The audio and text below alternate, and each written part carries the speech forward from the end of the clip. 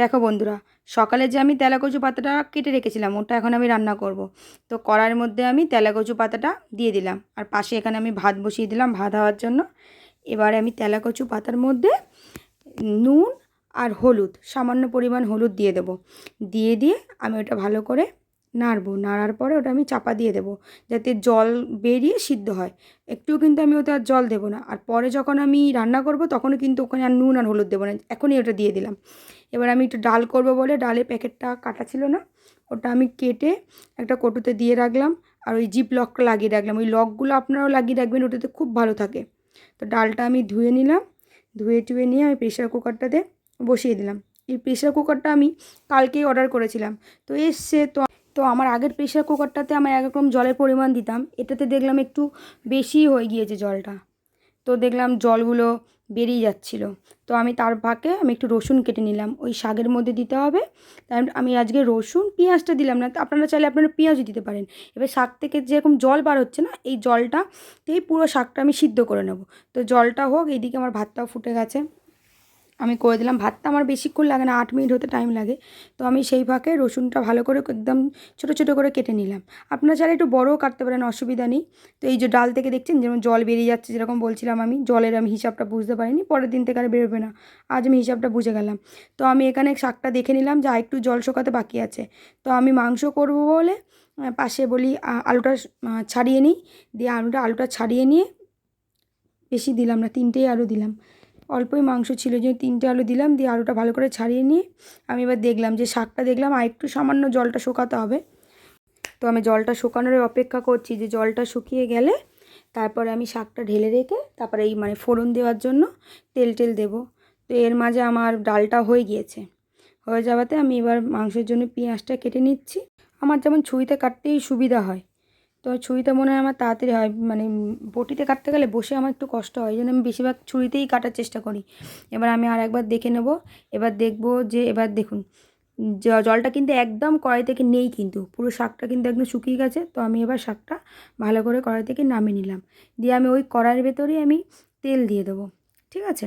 তেল দেওয়ার পরে তো আমি ওর মধ্যে শুকনো লঙ্কা দিয়েছি, আপনাদের ঝাল হিসাবে দেবেন, ঝাল মতন যে কটা আপনি শুকনো লঙ্কা দিতে চান। তো আমি 3টে শুকনো লঙ্কা দিয়েছিলাম ওর মধ্যে।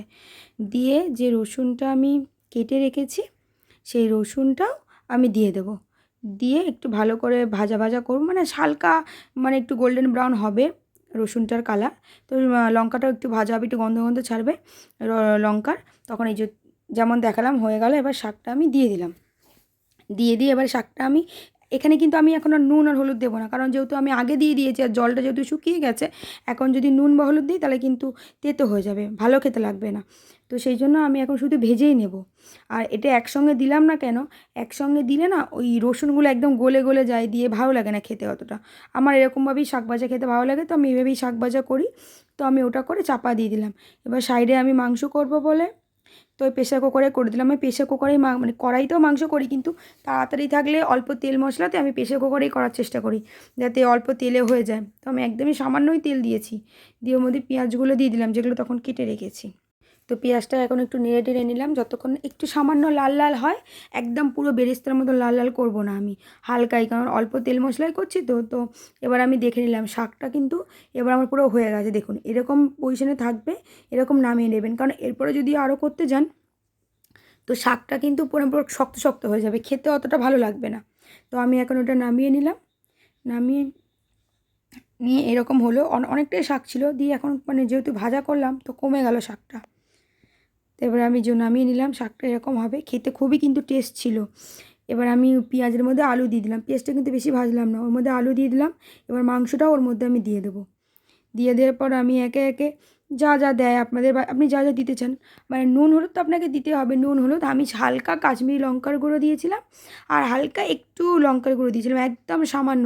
যেহেতু গরম পড়ে যাচ্ছে, আবার শরীরটা খারাপ হয়ে যায় বেশি মশলা খেলে।